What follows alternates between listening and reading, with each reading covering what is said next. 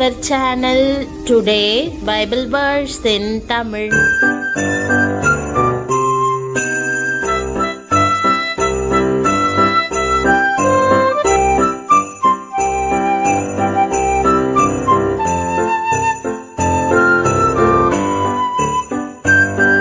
இன்றைய வசனம் ரோமர் 4 அதிகாரம் 21 வசனம். கிறிஸ்துவுக்குள் பிரியமானவர்களே, நம்முடைய ஆண்டவரும் இரட்சகருமான இயேசு கிறிஸ்துவின் வல்லமையுள்ள நாமத்தில் உங்களை வாழ்த்துகிறேன். தேவன் வாக்குதத்தம் பண்ணினதை நிறைவேற்ற வல்லவராய் இருக்கிறார் என்று முழு நிச்சயமாய் நம்பி தேவனை மகிமைப்படுத்தி விசுவாசத்தில் வல்லவனானான் என்ற வசனத்தை இன்று நாம் தியானிப்போம். வல்லமையை தரித்துக்கொள் என்று ஆண்டவர் சொல்லுகிறார். வல்லமையை எப்படி தரித்து கொள்ளுவது? ஆபிரகாம் தான் வல்லமையை தரித்து கொண்ட வழிமுறையை மேலேயுள்ள வசனத்தின் மூலமாக நமக்கு தெரியப்படுத்துகிறார். அந்த வசனத்தை முழுமையாக வாசியுங்கள். தேவன் வாக்குதத்தம் பண்ணினதை நிறைவேற்ற வல்லவராய் இருக்கிறார் என்று முழு நிச்சயமாய் நம்பி தேவனை மகிமைப்படுத்தி விசுவாசத்தில் வல்லவனானான். இந்த வசனத்தில் 4 கருத்துக்கள் சொல்லப்பட்டிருப்பதை பார்க்கிறேன். முதலாவது, நம்முடைய தேவன் வல்லவர் என்பது.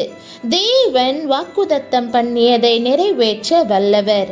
இரண்டாவது, அந்த வல்லமையை முழு நிச்சயமாய் நம்புவது. மூன்றாவது, தேவனை மகிமைப்படுத்துவது.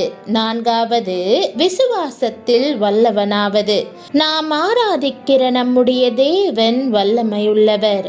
வானாதி வானங்களை சிருஷ்டித்த அவர் வல்லமையுள்ளவர். சூரியன், சந்திரன், நட்சத்திரங்களை எல்லாம் அந்தரங்கத்திலே தொங்கவிட்டு நிலைநிறுத்துகிற அவர் வல்லமையுள்ளவர். அவருடைய வல்லமை மற்ற எல்லா வல்லமையையும் மேற்கொள்ளுகிற ஒரு வல்லமை. அது சர்வ வல்லமை. கர்த்தரை நாம் எவ்வளவுக்கெவ்வளவு வல்லமையுள்ளவர் என்று போற்றுகிறோமோ அவ்வளவுக்கவ்வளவு நம் மேலே தேவனுடைய வல்லமை இறங்கி வரும். கர்த்தருடைய கண்கள் யாருக்கு என் வல்லமையை கொடுக்கலாம், யாருக்கு என் வரங்களை கொடுக்கலாம் என்று ஆவலோடு நோக்கி பார்த்து கொண்டிருக்கிறது. தம்முடைய வல்லமை விளங்க பண்ணும்படி அவருடைய கண்கள் பூமி எங்கும் உலாவி சுற்றி கொண்டிருக்கிறது. சிம்சோன் மேல் தேவனுடைய வல்லமை அளவில்லாமல் இறங்கி வந்த போது அவனை கட்டியிருந்த அத்தனை கயிறுகளும் கட்டுகளும் அக்கினிப்பட்ட நூல் போல எரிந்து சாம்பலாய் போனது. கர்த்தருடைய வல்லமை உங்களை நிறைக்கும் பொழுது எந்த சூனிய கட்டும் செய்வினை கட்டும் உங்களை நெருங்கவே முடியாது. உங்களை அவர் அக்கினி ஜுவாலையாக மாற்றுவார். இன்று முதல் உங்களுடைய வாழ்க்கையிலே ஒரு திருப்பு முனையை அவர் கட்டளையிட விரும்புகிறார். ஷாத்ராக், மேஷாக், ஆபேத்நேகோ என்பவர்கள் கர்த்தருடைய இன்னொரு வல்லமையை சார்ந்து கொண்டார்கள். அதுதான் தப்புவிக்கும் வல்லமை, விடுவிக்கிற வல்லமை. அவர் வல்லவர் வல்லவர் என்று முழங்கின முழக்கத்தின்படியே கர்த்தர் அவர்களை அக்கினி சூளைக்கும் ராஜாவின் கைக்கும் தப்புவித்தார். ஆபிரகாமுக்கு கர்த்தர் வாக்கு பண்ணி சந்ததியை தருவேன் என்று சொன்னார். கர்த்தர் நிச்சயமாகவே அதை நிறைவேற்றுவார் என்ற நம்பிக்கையோடு கூட ஆபிரகாம் கர்த்தரை சார்ந்து கொண்டார். கர்த்தர் கொடுத்த வல்லமையினாலேயே வானத்தின் நட்சத்திரங்களை போன்ற சந்ததியை பெற்றுக்கொண்டார். ஆபிரகாம் விசுவாசத்தில் வல்லவரானார். விசுவாசிகளின் தகப்பன் என்று அழைக்கப்பட்டார். விசுவாசிகளின் சந்ததிகளுக்கு முன்னோடியானார். அவரை குறித்து வேதம் சாட்சியிடும் போது அவர் விசுவாசத்திலே பலவீனமாயிருக்கவில்லை என்று குறிப்பிடுகிறது. சரீரம் வயது முதிர்ந்ததால் அவர் பலவீனப்பட்டது உண்மைதான். 100 வயதாகிவிட்டதால் சரீரம் புது சந்ததியை உருவாக்க வலிமையிழந்து செத்து போயிருந்த இருந்ததும் உண்மைதான். ஆபிரகாமுக்கு கர்த்தர் குழந்தையை வாக்கு பண்ணி 25 ஆண்டுகள் ஓடி மறைந்ததும் உண்மைதான். ஆனால் அவருடைய விசுவாசமோ ஒருபோதும் பலவீனமாய் இருக்கவில்லை. சாதாரணமானவர்கள் இப்படிப்பட்ட சூழ்நிலையில் அவ்விசுவாசம் அடைந்து சோர்ந்து போய்விடுவார்கள். அவர்களுடைய விசுவாசமெல்லாம் தள்ளாடி போய்விடும். ஆபிரகாம் விசுவாசத்தில் வல்லவராயிருந்ததின் ரகசியம் என்ன? வேதம் சொல்லுகிறது, தேவனை மகிமைப்படுத்தி விசுவாசத்தில் வல்லவனானான். தேவனை மகிமைப்படுத்த அவரால் விசுவாசத்தில் பெருக முடிந்தது. விசுவாசத்தில் பலன் கொள்ள முடிந்தது. மாத்திரமல்ல, வல்லமையுள்ளவராய் விளங்க முடிந்தது. ஆண்டவரே, நான் உம் வாக்கை நம்பி உம்மை மகிமைப்படுத்துகிறேன். உம் வாக்கு உலகங்களை சிருஷ்டித்ததே. உம்மை மேன்மைப்படுத்துகிறேன். நீர் இல்லாமையிலிருந்து எல்லாவற்றையும் சிருஷ்டித்தீரே. என் சரீரம் செத்துப்போன நிலைமையிலும் எனக்கு சந்தானத்தை சிருஷ்டிக்க போகிறீரே. உம்மை மகிமைப்படுத்துகிறேன். நீர் என்னை பலப்படுத்தி விட்டீர் என்று விசுவாசித்து உம்மை மகிமைப்படுத்துகிறேன் என்றெல்லாம் ஆபிரகாம் கூறி தேவனை மகிமைப்படுத்தி இருக்க வேண்டும்.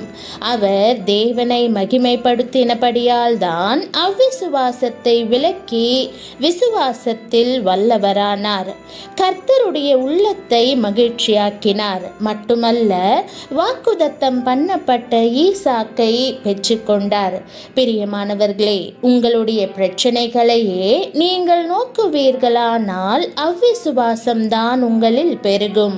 உங்கள் நோய்களை பற்றியே எண்ணிக்கொண்டிருப்பீர்கள் என்றால் வியாதிகள் தான் உங்களில் பெருகும்.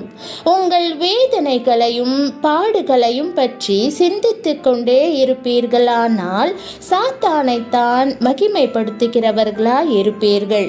உங்கள் விசுவாசத்தின் பலன் குன்றிவிடும். ஒருபோதும் சூழ்நிலைகளை பார்க்காதேயுங்கள். தேவனை மகிமைப்படுத்தி ஸ்தோத்திரித்து விசுவாசத்தில் வல்லவர்களாகிவிடுங்கள். பிரியமானவர்களே, சூழ்நிலை எதுவாக இருந்தாலும் உங்கள் கண்கள் கிறிஸ்துவையே நோக்கட்டும். அவரை மகிமைப்படுத்தி விசுவாசத்தில் வல்லவர்களாகிவிடுங்கள். நீங்கள் கர்த்தருக்காக அரிய பெரிய காரியங்களை செய்ய வேண்டும் அல்லவா? பிரியமானவர்களே, கர்த்தர் உங்களுக்கு ஒரு வாக்குதத்தம் கொடுத்திருப்பாரானால் அவர் அதை நிறைவேற்ற வல்லமையுள்ளவர் என்பதை அறிக்கையிடுங்கள். வானமும் பூமியும் ஒழிந்து போனாலும் கர்த்தர் உங்களுக்கு கொடுத்த வாக்குதத்தங்களை நிறைவேற்றாமல் விடப்போவதில்லை. ஜெபம். அன்பின் ஆண்டவரே, நீர் வாக்குதத்தம் பண்ணினதை நிறைவேற்ற வல்லவராய் இருக்கிறீர் என்று முழு நிச்சயமாய் நம்பி உம்மை மகிமைப்படுத்தி விசுவாசத்தில் வல்லவளாக்கும். என் இருதயத்தில் உம்முடைய சர்வ வல்லமையை தரித்து கொள்ளும் விசுவாசத்தை ஊற்றும். உமது வல்லமை என் சூனிய கட்டுகளையும் செய்வினை கட்டுகளையும் அக்கினிப்பட்ட நூல் போல எரித்து சாம்பலாக்கட்டும். தப்புவிக்கும் வல்லமையாலும் விடுவிக்கும் வல்லமையாலும் என்னை நிறைப்பீராக. சூழ்நிலைகளை நோக்காமல் உமது வல்லமையை முழு நம்பிக்கையோடு ஏற்றுக்கொள்ள எனக்கு கற்றுக் கொடுத்தருளும். எல்லா சூழ்நிலைகளின் மத்தியிலும் உம்மையே நான் நோக்கி பார்க்க கற்றுத்தாரும். விசுவாசத்தில் வல்லவளாக்கி உமக்காக அரிய பெரிய காரியங்களை செய்யும் பலத்தை தாரும்.